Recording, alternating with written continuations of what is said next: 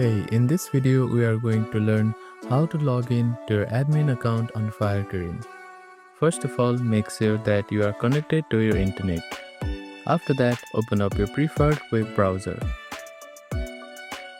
To access FireKirin admin login, follow these steps. Navigate to the official admin portal. Visit the official FireKirin admin login page and ensure the URL is correct to avoid phishing sites. Now, enter your admin credentials. Input your assigned username and password on the username and password field. You also need to verify the CAPTCHA code. These credentials are typically provided by the platform administrator.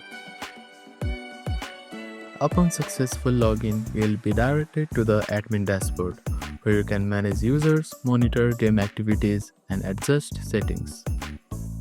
If you encounter issues during the login process, consider reaching out to FireKirin's support team for assistance. So that is how you can log in to your admin account on FireKirin.